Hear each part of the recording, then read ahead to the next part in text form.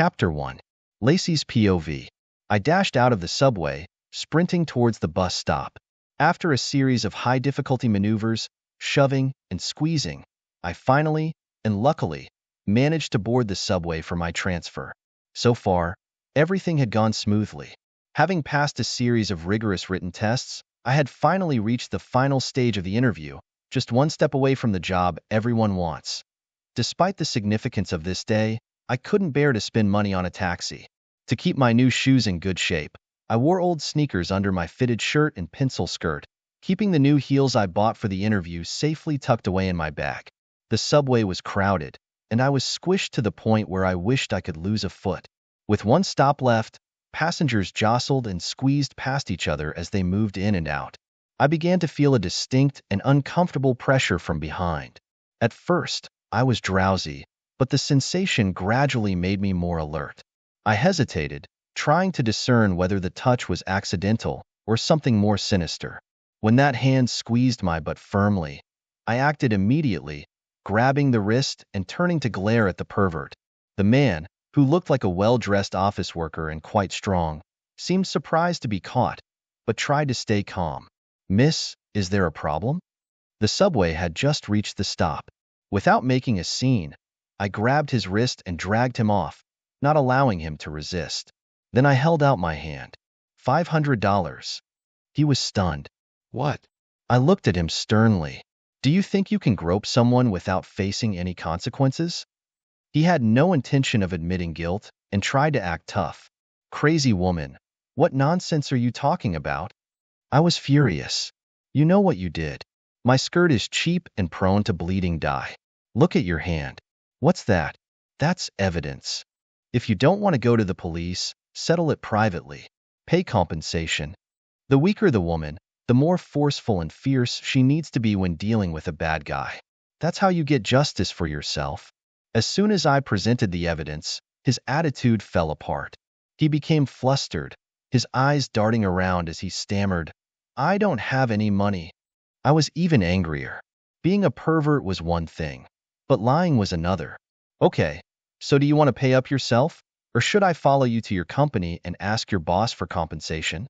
He stopped arguing, quickly pulling out his wallet and counting out all the cash he had. It totaled $378.50. I took the whole amount, leaving him $8.50 for subway fare, and gave him a long lecture before he walked away, dejected. I counted the money again carefully, pocketing the compensation.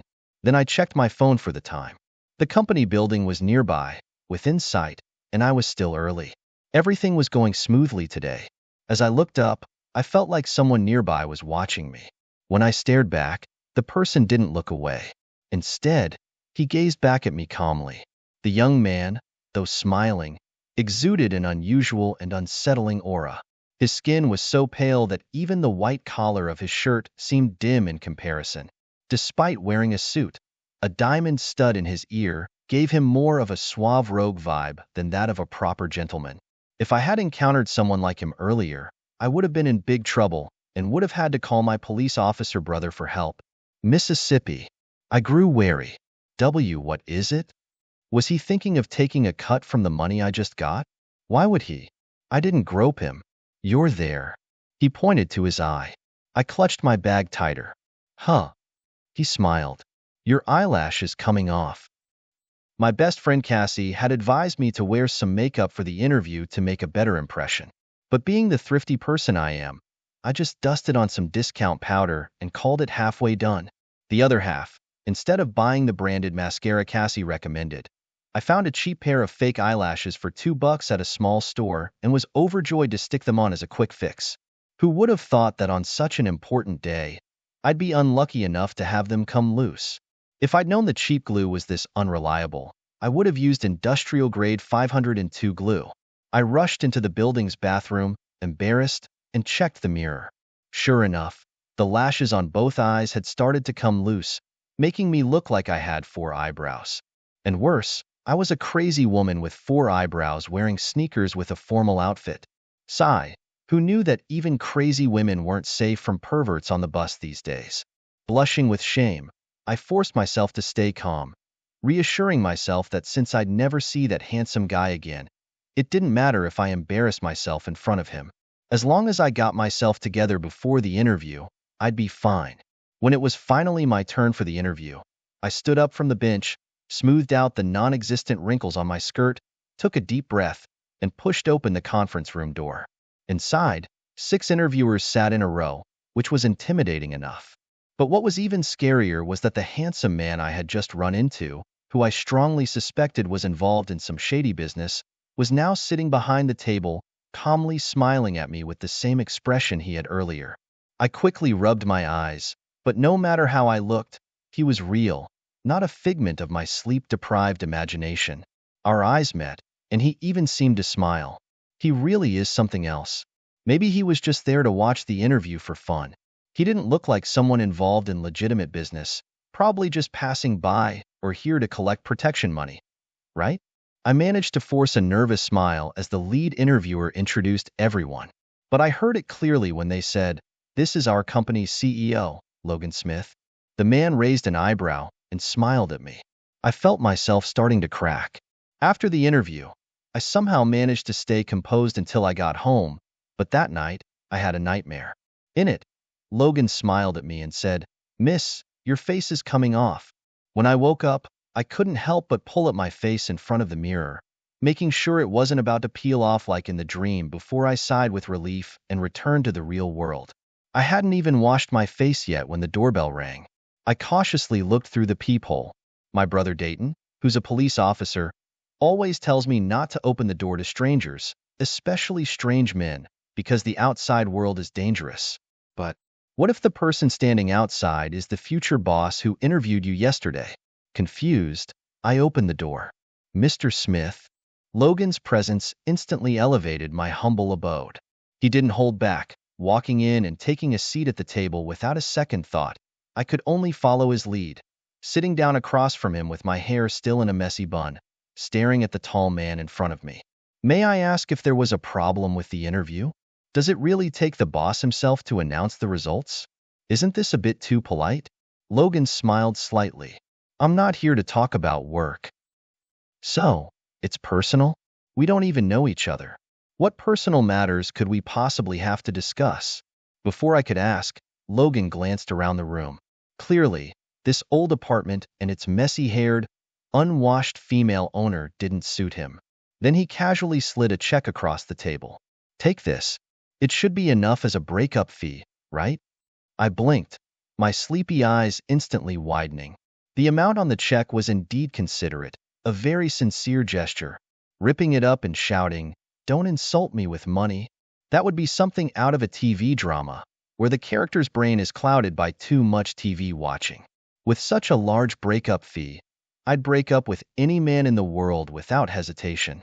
But the problem is, I wasn't in a relationship with anyone. Who was I supposed to break up with? Was this a slip of the tongue, perhaps? Did he mean severance pay? Is this company so thoughtful that they send the boss himself to deliver a consolation prize if you don't get the job? I had to swallow my confusion and asked cautiously, "Excuse me, what is this for?" A handsome man knocking on my door early in the morning and handing me a large check. No matter the reason, it was all too surreal. Logan didn't answer but said, "Tell Dayton to stay away from Carmela." I looked up from the check. "What? Carmela?" Logan continued, "All he wants is money. I'm giving it to him up front. Please tell him not to waste his efforts." I shook my head to clear my thoughts. Wait a minute. Are you talking about the notorious local gang leader, Carmela?" Logan raised an eyebrow. "Though I haven't heard that description before, yes, it's her." I had to set things straight. "Mr. Smith, come on, don't joke around. Or maybe you've got the wrong idea. My brother wouldn't be caught dead with someone like Carmela. If he's dealing with her, it's probably to settle some old score or something." "Settle a score?" "Yeah, like a disagreement or whatever." I was trying to be polite here. Honestly, even though Carmela's family is prestigious, her reputation isn't exactly spotless. I've had the pleasure of being part of her infamous history, complete with a scar on the back of my head to prove it. If Carmela were a guy, she'd probably be running a criminal empire by now. Meanwhile, Dayton, who's from a good family and is a respectable cop, is way too refined to be mixed up with someone like her. I pushed the check back firmly. You must be mistaken. Receiving checks this early in the morning. Yeah, right? Like that's a dream come true. Seeing Logan wasn't moving on, I got a bit nervous and said, look, seriously, double check before bothering my brother. He's a great cop, and he's definitely not someone you want to mess with. And he's not a masochist. Logan raised an eyebrow. Masochist? Yeah, because Carmela is, I searched for a diplomatic way to put it, really into, let's say, aggressive methods. Logan chuckled. How so? I had to explain. Okay, we were in the same school and took the same bus. One time, she complained that my outfit was so awful it was hurting everyone's eyes. So, as the bus stopped suddenly, she pushed me out. Logan looked interested. And then? Well, I didn't expect anyone to be so curious about this. I ended up rolling from the back door to the front and then out of the bus. I even ripped a guy's pants off. But that's not the point. Anyway, Logan nodded. That sounds pretty rough. I sighed. Yeah, but at least I wasn't hurt. Logan grinned. I meant the guy whose pants you tore. Looking at his watch, Logan stood up with a smile and said, I've got to head out. As for the Dayton and Carmela situation, first, you can verify the truth with Dayton himself. And secondly, that notorious local gang leader? She's my fiancée. Late night, Dayton called to check in, and I cut straight to the point. So, bro, do you have a girlfriend? Hearing him hesitate, I felt more exasperated. How long did you plan to keep this from me? Lacey, I was actually planning to tell you. But what? She punched me the first time we met, and you came around just to get back at her for me, right? Even as a high-ranking police officer, Dayton was as silent as a mouse in this situation. I misjudged you. Lacey, seriously, dating someone who's been tormenting your sister. What is up with that? Oh man, seriously, forget about putting romance before family. Now you've really messed me up. Carmela's fiancé is the boss of the company I'm interviewing with. Dayton sighed. Sorry, Lacey. Sorry doesn't cut it. He didn't even give me a heads up, leaving me completely unprepared. I stupidly trashed his fiancée in front of some mob boss. I shudder just thinking about it now. It's not that I didn't want to tell you, but Carmela insisted I keep it secret. Actually, we've been together for 4 years. This was like a thunderclap out of a clear sky. Lacey, I know this is sudden, but can you be more dramatic? Dayton explained. Because she has engaged, we've had to keep our relationship a secret. I was about to collapse, and you knew about the engagement. What were you thinking? Dayton patiently explained. The engagement was arranged when they were kids. The other party grew up abroad. They've only seen each other in photos and stayed in touch long distance. It's mostly just a matter of reputation. Well, whether Logan has feelings for Carmela is none of my business. But you didn't have to be the third wheel for all these years. Dayton sighed again. I couldn't help it. I love her. It seems love is a powerful thing. Dayton willingly became Carmela's secret lover, which, while foolish, is his own choice. But the bigger fool is me. I've been secretly pining after Dayton for years, thinking of him as my Prince Charming, and didn't even notice he had a girlfriend. I'm adopted and 7 years younger than Dayton. Even though we call each other siblings, we're not biologically related. Because there are no taboos, my feelings for him have been different, leading me to daydream. Dayton is different from all the guys I know. Mature, considerate, cultured, graceful, and just plain excellent. He's better looking than most guys, has great manners, and always dresses impeccably in white shirts and dark jackets. It's a classic, timeless style. He represents all that's beautiful and ideal in my fantasies. So, I've never had a boyfriend and don't follow celebrities. I only need to admire my brother. Dayton is far better than any popular idol. Even though I never had unrealistic fantasies, just the innocent admiration of a girl for a pretty cake in a shop window, knowing I couldn't have it. I didn't even notice when the cake was bought years ago, still drooling over the empty window. Can there be a more tragic secret admirer than me? Someone strike me with lightning, please. Chapter 2. Lacey's POV. I spent the entire morning scrutinizing every job ad over and over, feeling increasingly dejected as I circled and crossed out options on my computer. Imagine being caught by a future boss while trying to blackmail a beefy guy on the street, sporting not only 4 eyebrows but also sneakers under a business suit. If that wasn't enough to get me halfway to dead, the fact that my brother stole his fiancée surely put the final nail in the coffin. Of course, I could understand not being hired. That guy screamed, spoiled rich kid, with a shallow brain groove, probably the type who judges everything by first impressions, caring nothing for my professional skills. And he's definitely the kind to hold a grudge, especially if he's cutting me just because my brother stole his fiancée. Makes perfect sense, right? Sigh. Why did Dayton have to be my brother? I've always been the biggest leech in my family. My parents and brother have been generous and kind, never treating me as an outsider and even giving me more allowance than Dayton because, well, girls should be spoiled. Later, I took out loans to get my degree from NYU, and it was a family effort to pay off those hefty debts. But now that I'm older, it's about time I became financially independent, made something of myself, and started giving back to them instead of being a constant burden. I was really hoping to land a decent job, earn some money, and show my gratitude to my family. So, I put a lot of effort into applying for this position. And now, when I was so close to securing it, only to lose it to such a calamity, it's hard not to feel down. These days, a well-paying job is much harder to find than some earth-shattering romance. The phone rang beside me, interrupting my self-pity. I put down my computer and answered it. Hello. Is this Lacey? This is HR. I thought bitterly, speak of the devil.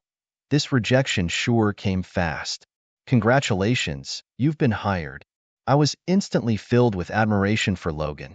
Maybe I was too quick to judge him by his looks and too biased. He might look like trouble and have that bad boy vibe, but deep down, he's anything but shallow, petty, or narrow-minded. He's actually a boss with depth, vision, and class. On my first day as Logan's secretary, I showed my respect by dressing in the expensive brand-name outfit Dayton had given me, but I'd never dared to wear. I wore a fitted white blouse with a black bow tie, a black and white satin pencil skirt, black open-toe heels with white accents, and delicate black diamond earrings. I even tied my hair up into a sophisticated bun with a black and white camellia hairpin and carried a brand-new black, patent leather quilted handbag. I arrived early in this classic, professional outfit, familiarized myself with the office and colleagues, and then received a summons from Logan. Despite my mental preparation of thinking Logan was a wise and just boss, and meeting him in such a proper, professional office, I couldn't help but find it hard to see him as a good guy when I looked at his face. Even with a smile, his bad boy aura was impossible to ignore. Logan gestured for me to sit down and said, "Let's get down to business. The reason I hired you is because, after reviewing your resume and your performance on the written test, I believe you'll be a suitable secretary. I expect you to perform well in the future. Don't disappoint me." I nodded vigorously. "And another reason," he continued, "is that my father always reminds me not to hire a secretary who's too pretty to avoid distractions or baseless rumors." But I waited respectfully for his next words. "After seeing your photo," he was very reassured. Then Logan, in a motivational tone, said, "I chose you because I'm confident you have inner qualities. As for your appearance, well, it's not the most important thing. Don't be discouraged." Anyone would feel like scratching his face after such a blatant and indirect remark about their looks.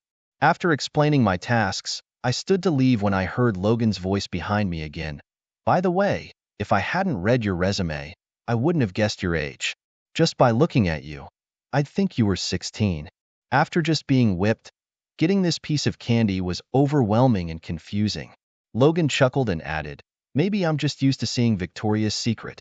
Your figure still counts as a teenager's." I finally understood that Logan hired me to exact revenge. Not hiring me would have been a short-term fix. Hiring me was for a lifetime of payback. Growing up, I firmly believed that a woman's inner qualities mattered more than her outer appearance. I worked hard to shed the stigma of being just a pretty face with no brains. But when someone praises your inner beauty, while implying your appearance is unfortunate, it's hard to know whether to be happy or sad. Still, being despised is better than being ogled. The usual fears young women have about workplace harassment never crossed my mind.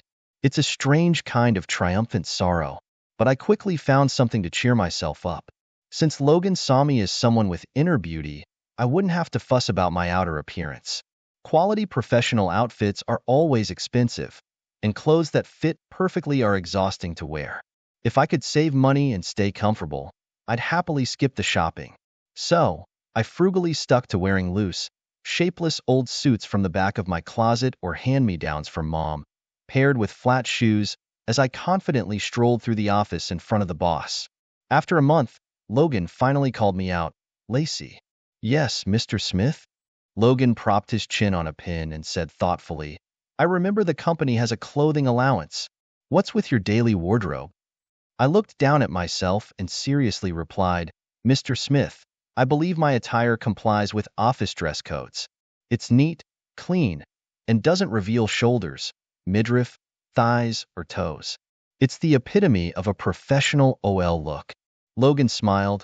"Well, Lacey, the clothing allowance is meant for work attire. If I don't see results, that's your negligence. Wearing the same 4 outfits on rotation for a month might be a bit much, don't you think? When it comes to money, my whole body goes on high alert, and my mind races like an abacus. Mr. Smith, you should know that with today's prices, that allowance only covers 2 outfits. Technically, I should be rotating 3. Saving money is hard work.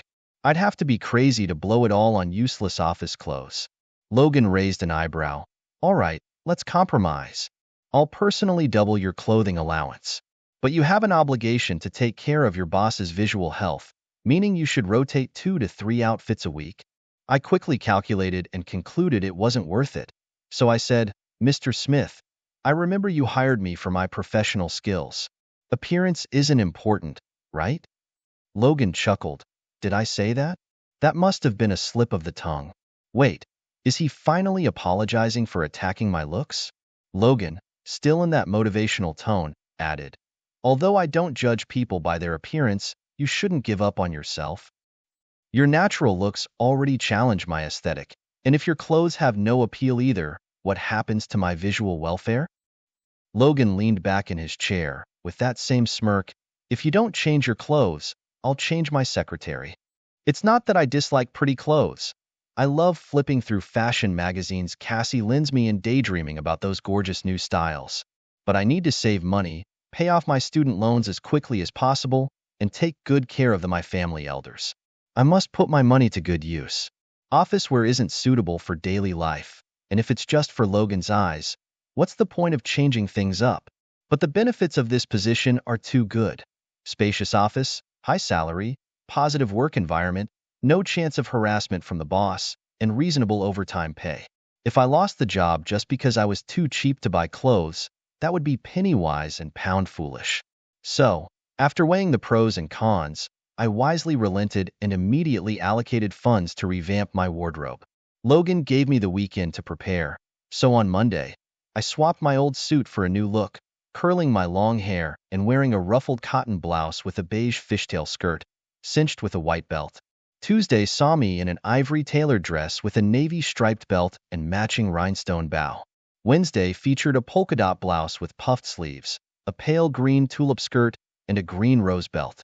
On Thursday, after a slight drop in temperature following some rain, I opted for a light knit dress layered with a ruffled silver crop jacket. The week ended perfectly with a pale blue heart-shaped dress paired with a deep blue woven bow belt. This week, Mr. Smith's visual welfare was finally attended to, and he expressed great appreciation for my work. "You're really diligent. Considering your commendable ambition and the costs involved in dressing up, I'll fulfill my promise regarding the clothing allowance." Logan's POV. After Lacey left with a big smile, I pulled up my bookmarks and checked out someone's purchase history on that shopping site again. I leaned back and grinned. Wow, my secretary is something else. Turning a $2.50 belt and a $50 dress with free shipping into this kind of look? That's impressive. Lacey's POV. To celebrate my hard-earned raise, I decided to splurge a little and move our weekend dinner with Cassie from home to a restaurant. Cassie's been shopping way too much lately and just maxed out her credit card on a designer dress. So when she heard we were going out, she said dejectedly. I know a place where the porridge is really good. I went full-on generous and said, don't worry, I'm treating today. I can still afford a bowl of porridge. When we got to the restaurant, I thought the place looked nice, so the porridge probably wouldn't be too cheap. I prepared myself mentally for the prices. But when I saw the menu, my hand couldn't stop shaking. What kind of porridge costs $30 a bowl? Cassie shrank into a little ball across from me and said, I didn't know it was this expensive. Last time, my BF bin picked up the tab. A waiter came over with a smile and asked, are you ready to order? It would be way too embarrassing to just put down the menu and leave, so I had to close my eyes and make up my mind. 2 bowls of porridge, please. They brought out 2 huge bowls, and the abalone crab meat porridge inside seemed worth the price. Since I had already ordered, even though my heart was breaking, I had to try to get my money's worth. We ate as much as we could, staring at the bottom of the bowls where there was still some porridge left. I resolutely said, lick the bowls clean. Seeing me lead by example, Cassie had no choice but to follow, tearfully lifting her bowl as well. We both held our enormous bowls and slurped away. When I finally put my bowl down, only to notice that the bottom was up, I saw a pale-skinned guy watching with amusement. I tried to stay calm. Even if I bumped into my archenemy boss at the same restaurant, I wasn't about to leave right after finishing my meal.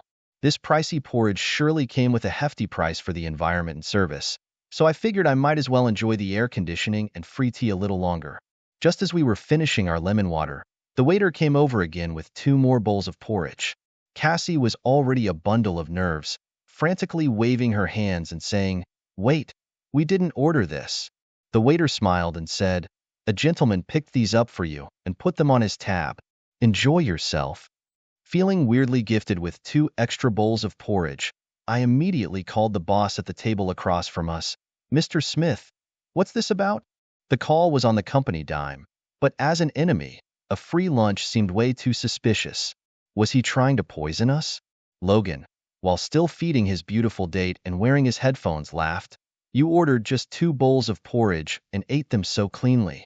Doesn't that mean you really liked it? It's my duty as a boss to be considerate of my employees' needs. It's rare to see Logan showing some humanity. I thought about it, and even though I was already full, getting 2 bowls for the price of one was like a 50% discount. So I picked up my spoon decisively and said, let's eat. We battled through the porridge, and Cassie, with tears in her eyes, said, Lacey, I can't eat anymore. I gently coaxed her.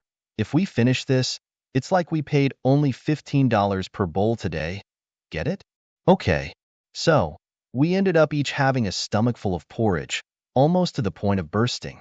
On our way home, we had to support our backs. The next day at work, I still felt like I hadn't digested the crab porridge from yesterday, and even looking at a water cup made me feel full. But I still had to thank Logan for his generosity. Despite his grudge against my brother, he managed to put that aside to treat me to porridge. That's pretty touching. When I went into Logan's office with a document that needed signing, Logan was about to leave. Seeing me, he smiled and said, just leave the stuff here. I'll take care of it when I get back. I neatly placed the document on his desk. As a thank you for the porridge, I also tidied up a row of crystal decorations on his bookshelf and watered the plants. When I turned around, Logan's computer screen had gone into screensaver mode. The huge display showed a close-up of the bottom of a bowl, with 2 hands holding it. There were also detailed, half-body, and full-body shots, all in high definition. So, there really is no such thing as a free lunch, especially not when it's paid for by my brother's enemy. I guess I was way too naive. Chapter 4. Lacey's POV. At noon, in the employee cafeteria, I was piling my tray high with all the meat and fish I could find.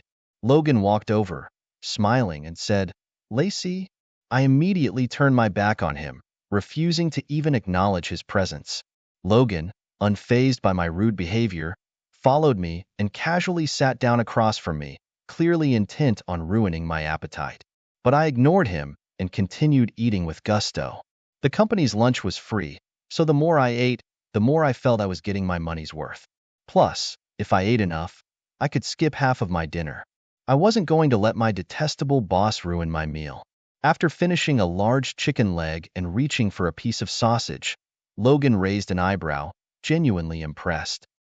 Wow, Lacey, you've got quite the appetite. I managed to chew and reply, didn't you figure that out yesterday? Your computer still had the fresh evidence. Equals equals. The secretary from the next table, Teddy, who had sharp ears, immediately perked up. Did you two have dinner together yesterday? I hurriedly swallowed the pork belly I was chewing, barely taking the time to chew, and quickly clarified, no way. I would never have dinner with him. Logan chuckled. We didn't have dinner, just some porridge. Here we go again. I nearly choked on my food. I knew I shouldn't have compromised my dignity for a bowl of porridge. How could anyone want your awful porridge anyway? I muttered, still embarrassed by the whole situation. Logan, still not letting it go, continued to tease, really? But you seemed to enjoy it so much at the time, even licking the bowl clean. The server thought you were doing them a favor by washing the dishes. I could only wish I had a fork instead of chopsticks, so I could hurl it at him and skewer him on the spot. After that stomach-turning lunch, I took my tray to the return area and filled my thermos with some sweet soup to enjoy as a snack later in the afternoon. Teddy followed me, whispering, Hey, are you really flirting with the boss? I shivered so hard I almost spilled the soup. Ugh, no way. Teddy, don't scare me like that. Teddy, who was nearing retirement age and had been with the company for a long time, was like a veteran, respected and with little to do these days but collect her salary and look forward to her pension.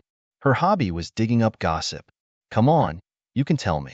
We're close, and I promise I won't tell anyone.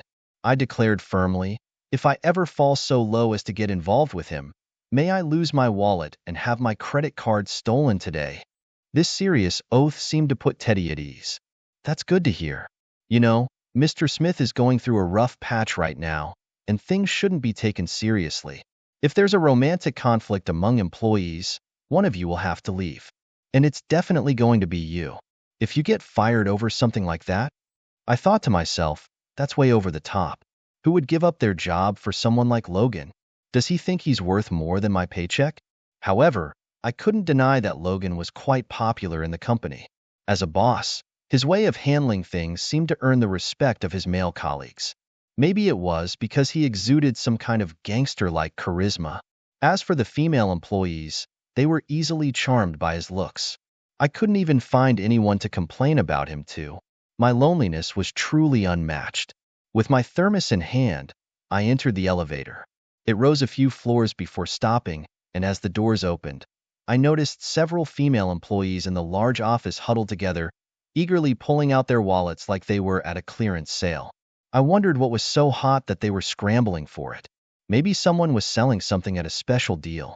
Thinking I might miss out on something valuable, I quickly joined the crowd without even considering that I didn't know most of these people. Before I could even see what was being sold, I blurted out, I'll take one. Save one for me. $5 each. Which one do you want? I finally took a closer look and realized they were selling candid photos of Logan. I shuddered for the second time that day, feeling like I'd just seen a ghost in broad daylight. My skin crawled. People actually buy these? I'd rather spend $5 on toilet paper. Of course, the girl selling the photos replied enthusiastically. These are really popular. There are only a few left. If you hesitate too long, they'll be gone. Comparing these photos to my own picture, the difference was stark and painful. I gritted my teeth and picked out one photo, pinching it between my thumb and forefinger. Can you give me a discount on this one? Logan's POV. Lacey bought my photo? Even though I'm usually pretty calm and collected, this news threw me for a loop. I'd heard about the semi-public sale of my photos at the company, but I never intended to take that little pleasure away from my employees. With the economy being what it is, it's important to keep things lively. But if even Lacey, who's always treated me like I'm public enemy number one, is starting to appreciate my looks, should I give her a bonus for finally coming around? So, I decided to pay a personal visit to her office, opening the door with my usual grace. Lacey. Lacey? She wasn't at her desk during working hours. But since she's been so efficient, does a little absence really matter? Especially now that she's starting to recognize my charm. As I closed the door, I noticed something odd. My face, looking all handsome, was plastered with darts on the back of it. Lacey's POV. When I got back to my office and shut the door, I noticed that the photo I'd stuck on the back had mysteriously vanished. I thought to myself, wow, someone's so obsessed with Logan's photo that they actually stole it? Then I got called into Logan's office. As I opened the door, there he was, lounging in his chair with the dart-riddled photo between his fingers. He wore this sinister smile, like he was my sworn enemy or something. Lacey, seems like you've got a little issue with me. That look on his face, no matter who it's on, screams, if you piss me off, I'll make your life a living hell. And it's even worse coming from Logan. In moments like these, I instantly folded, shaking like a leaf.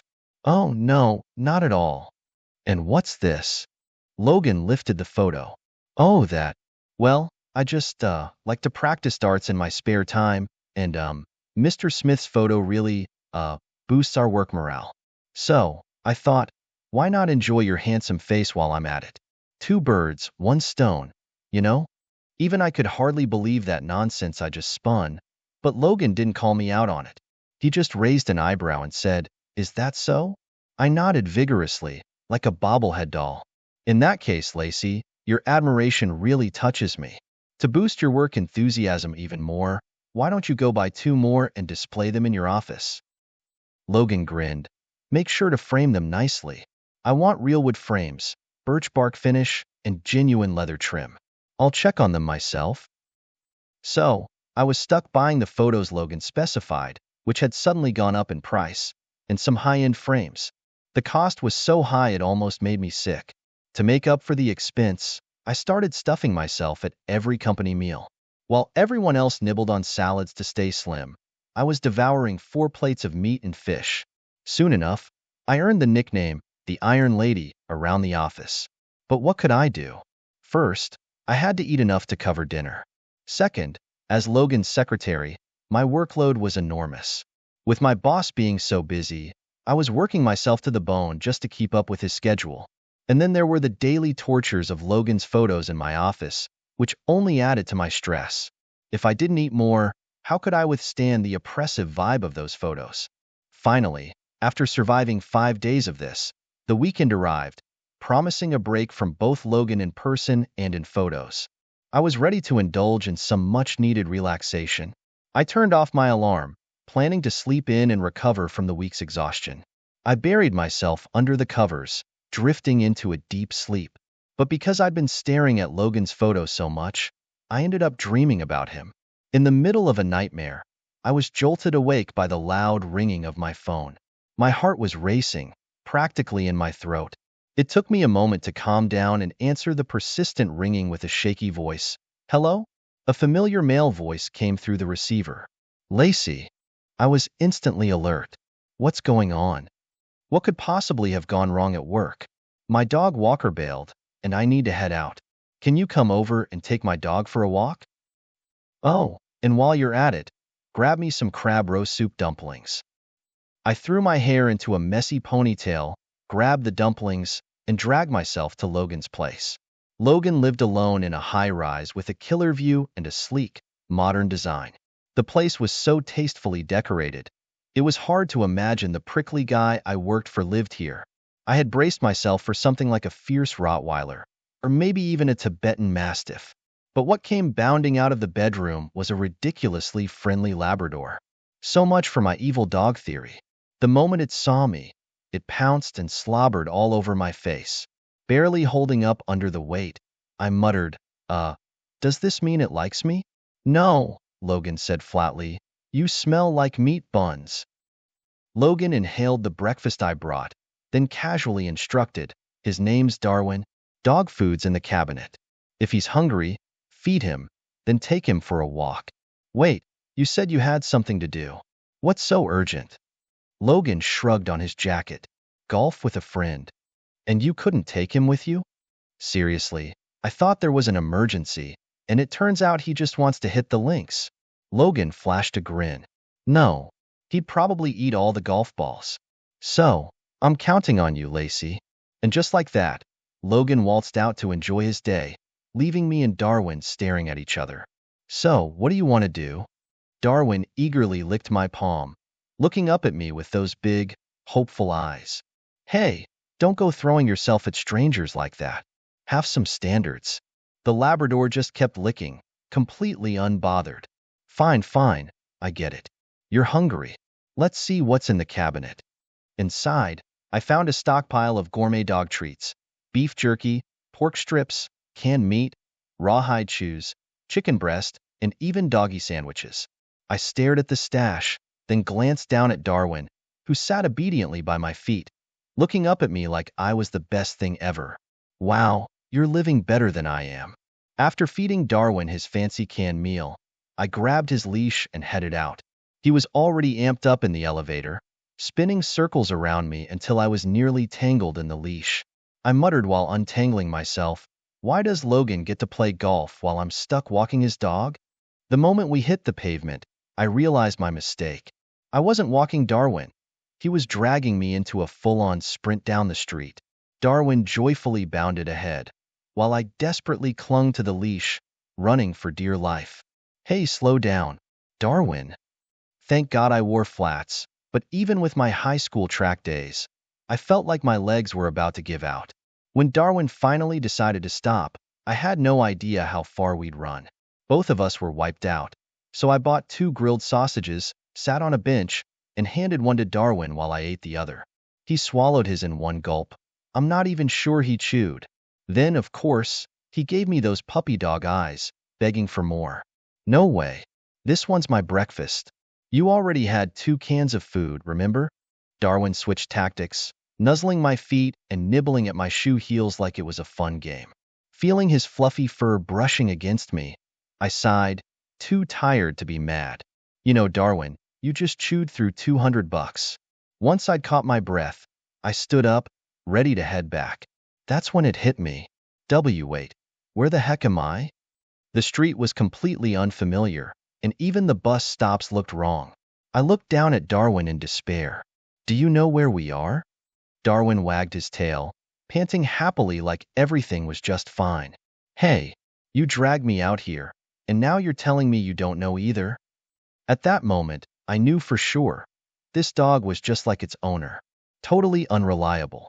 When we finally made it back to Logan's apartment, I was as exhausted as Darwin, practically panting alongside him. Logan greeted us at the door with a smile. Thanks for your hard work. I barely had time to catch my breath before launching into a tirade. Huff, huff, your dog. Huff, chewed up my shoes. Huff, we got lost, and I had to take a cab back. Huff, oh, and I bought a newspaper to pick up after him.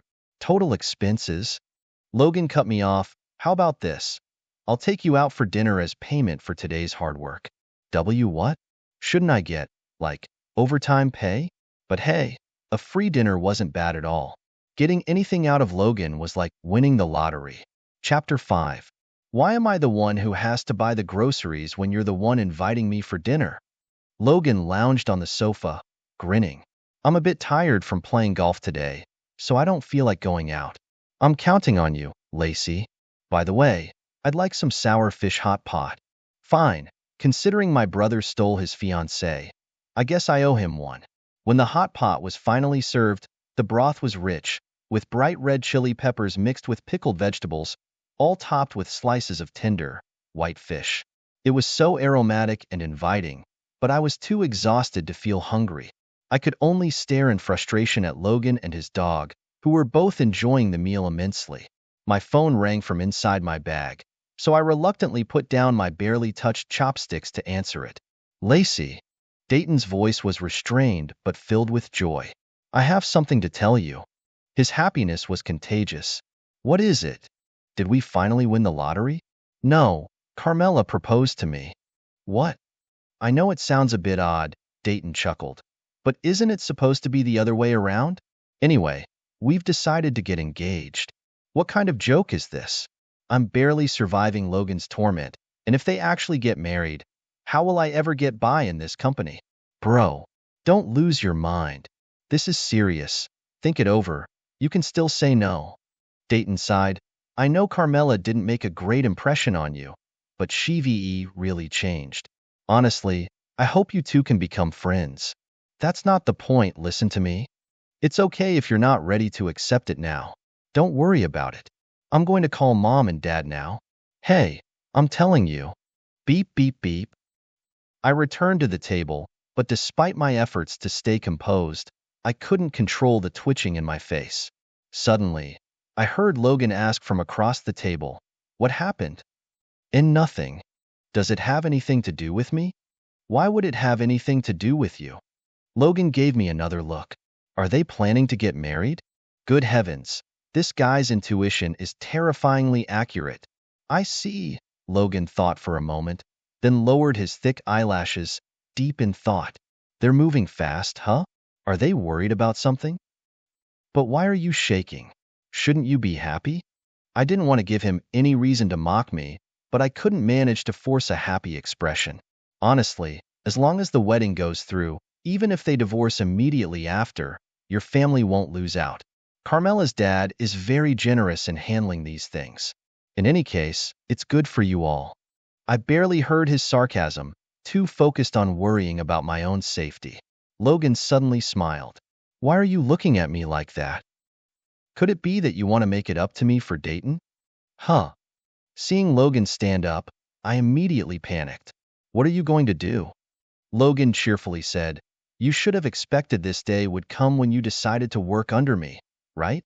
My eyes widened. What do you mean? Logan seemed even more interested. Honestly, if I were to do something to you, Dayton would definitely be nervous, wouldn't he?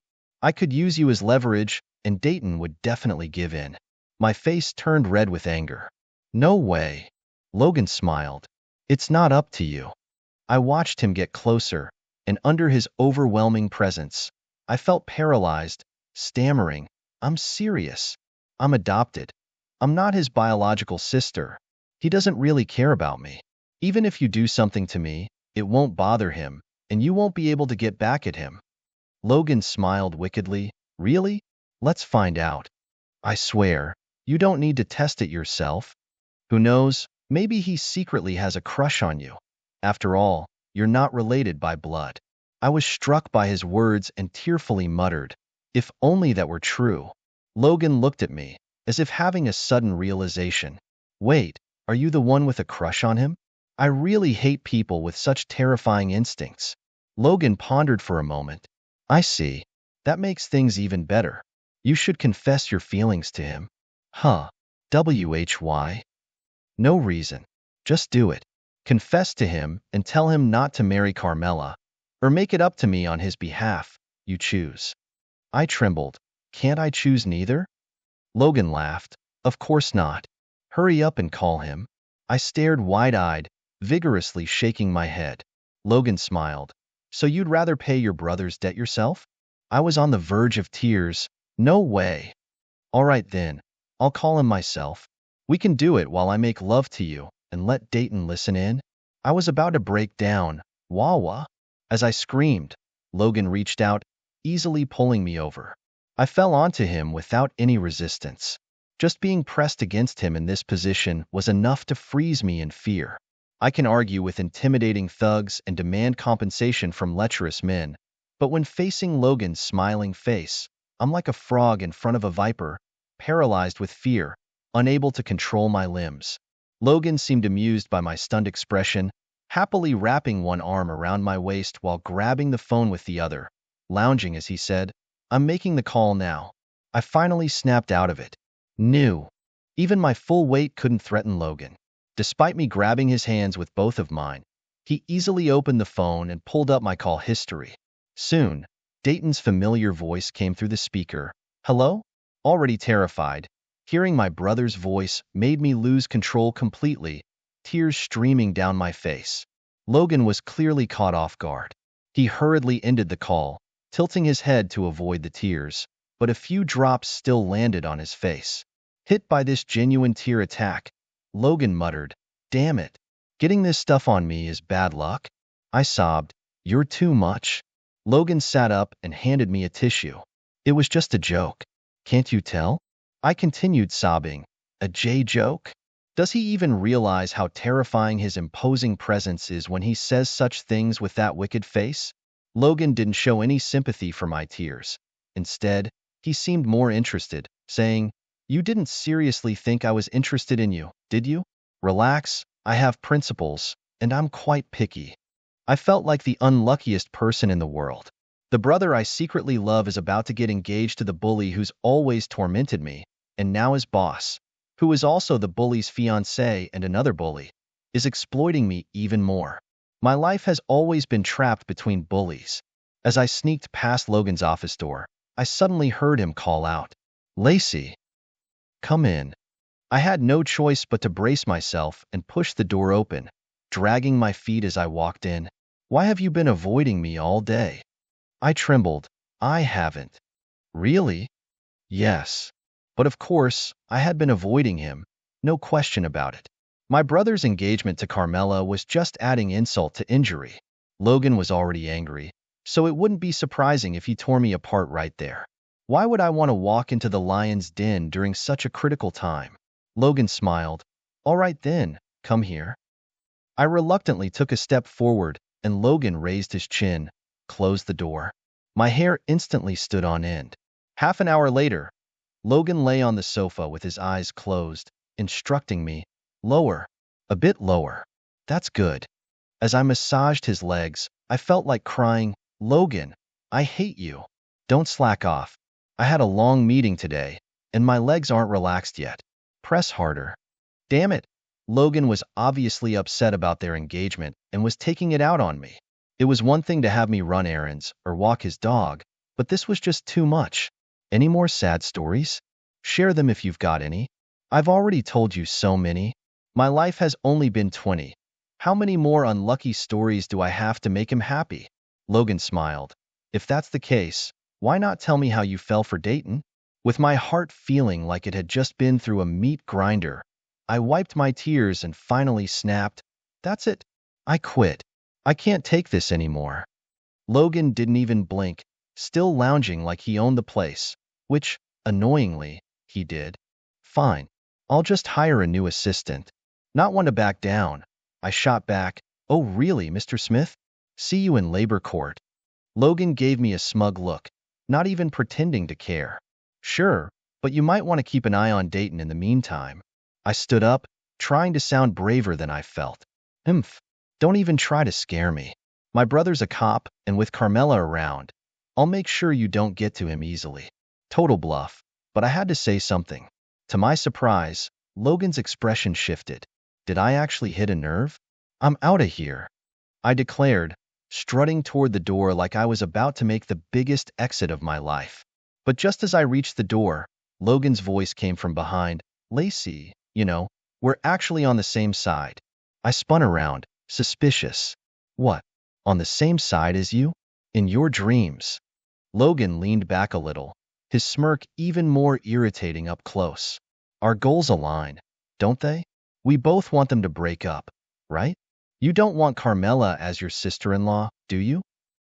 And if Carmela can dump me, what's to stop her from doing the same to your brother? If you don't step up, your brother's gonna be in a world of hurt." Dang it, the guy had a point. But I am not teaming up with you. With Carmela as the enemy and Logan as an ally, it was like choosing between the frying pan and the fire. "Do you really think you can handle this on your own?" Well, when he put it like that. Exactly. Logan waved me over, all casual, like we were old pals. Under his persuasive charm, or blackmail, depending on how you look at it, I had no choice but to march back to him. And just like that, our breakup alliance was born. "By the way," Logan added, like it was an afterthought, "considering there's no blood relation, why didn't you confess your feelings earlier? Would have saved us all this trouble." I snorted. "Maybe if you were a little more charming, Carmela wouldn't have gone after my brother in the first place. Maybe if you were a bit more feminine, she wouldn't have stolen him from you." Logan paused, then thought better of it. "On second thought, the skill gap is too wide. Never mind. Whatever, just press right there above the calf. Yeah, a little harder. That's the spot." Our so-called breakup alliance turned out to be a complete waste of time. Our main activity? tailing Dayton and Carmela. When they went to the movies, we bought tickets and popcorn too. When they dined at a fancy restaurant, we enjoyed some overpriced French cuisine. When they strolled through the park, we tagged along, even buying balloons to fit in. And when they ended their dates, cozying up in the car, we'd call it a night and head home too. Honestly, watching those two lovebirds was probably just Logan's way of torturing himself and dragging me along for the ride. I had a feeling all this was just setting the stage for him to be even more ruthless toward me later. So, I didn't wait for Logan to ask. I started bringing him breakfast, afternoon tea, and even dropped off snacks at his apartment. Basically, I sucked up to him like crazy. People like Logan, who bottle up their emotions and act like nothing's wrong, are the scariest. They're like ticking time bombs, and when they finally explode, it's game over. So here I was, living with a potential human grenade, constantly on edge. I had to do something to keep Logan calm. If he snapped, I'd be the first one caught in the blast. Even though he was used to the finer things in life, Logan seemed to appreciate my cooking. So, spending evenings in his apartment, eating hot pot together, became our weird little routine for two lovelorn souls. Besides that, I became his weekend dog walker, part-time maid, and personal chef, running around like a headless chicken without a dime of extra pay. All this effort was just to keep Logan's sympathy in my corner, strengthen our alliance, and, most importantly, avoid being on the receiving end of his wrath later on. Darwin's fur could use some brushing, I said one lazy weekend, trying to wake Logan from his slumber. I tugged at his blanket. Hey, you're the pet owner here. Time to get up. Logan rolled over, still half asleep. Isn't that what you're here for? This guy was way too relaxed. I mean, come on, I'm a woman. I let myself into his house with his key, stood at his bedside, and he didn't even flinch. Get up already. Darwin and I have already been on a walk, and you're still snoozing? Logan didn't even budge. Completely at ease. I whispered to Darwin, go get him, boy. Darwin instantly jumped on the bed and started licking Logan's face like it was his favorite chew toy. Finally, Logan cracked open one eye, scratched his head, and reluctantly sat up. And there he was, bedhead and all, still looking ridiculously handsome. Why do I scare myself every time I look in the mirror first thing in the morning? While Darwin ran excited laps around the bed, Logan leaned back against the headboard, giving me a lazy smile. All right, we'll brush him together.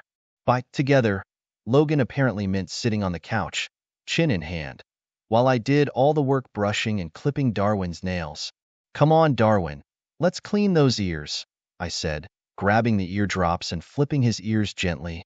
After a few rubs, Darwin shot off my lap like I just insulted his ancestors, zooming around the apartment like a furry rocket.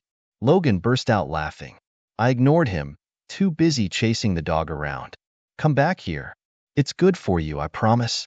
If you don't, you'll get an infection. Darwin. Panting, I finally managed to catch Darwin and Logan, in a rare moment of mercy, helped me hold him still. It took some time, but I finally got the eardrops in. Darwin shook his head like a bobblehead, and I cleaned his ears with a cotton swab. Mission accomplished. Exhausted, covered in dog hair, and feeling a little too much like a zookeeper, I turned to Logan, exasperated. Why didn't you warn me Darwin's ears were this sensitive? Logan just leaned back on the couch, pretending to nap. Darwin, now comfortably sprawled across both our laps, let me rub his back while the two of them seemed perfectly content. The doorbell rang, and Logan got up to answer it, greeting the visitor with a smile. Cham. The man who entered was older, with a bit of gray hair. A tailor, clearly. I quickly wiped the dog hair off my hands and poured him some tea. Logan introduced us. Cham's here to take my measurements for next season's wardrobe. Really? Who needs a personal tailor when there are perfectly good designer stores? This was just peak rich people behavior. Cham was polite, taking the tea and greeting us. Mr. Smith, Mrs. Smith. I almost choked on my tea, barely managing to keep it from spraying everywhere. The poor guy must have made Logan's wedding suit and didn't know the engagement was off. He just naturally assumed I was the lady of the house. Logan didn't correct him, just smiled. Explaining the whole mess would have been a nightmare. A little misunderstanding was probably the easier route. I watched as Cham measured Logan, tall and elegant as he stood there, letting Cham work his magic. Tailoring suits seemed so old-fashioned and distant, but watching it up close felt strangely captivating. Logan grinned. You should get measured too. Me? Was he really offering to have something custom-made for me? That's a bit much. Oh no, Before I could politely decline, Logan cut me off. I noticed your waist has thickened a bit lately. I was mortified. It has not. Let's measure and see. The old tailor, thorough as ever, took my measurements too. Before I could protest, Logan snatched the notepad, glanced at it, and then looked me up and down with a raised eyebrow. Hard to tell. I was fuming. Tell what? Aren't you flat-chested? Who says that? Maybe he mixed up your chest and waist measurements. I pounced on him, ready to strangle the life out of him. You are so dead. The tailor, bless his heart, just packed up his tools and said his goodbyes. Mr. Smith, Mrs. Smith, I'll be on my way. He was out the door before I finally climbed off Logan, face red with anger. Who's your wife, you jerk? Can't you tell by my standard of living? Logan shot me a look, calm as ever. How about we take Darwin out again? You could use the exercise. I swear one day, I'm going to get him back for all this.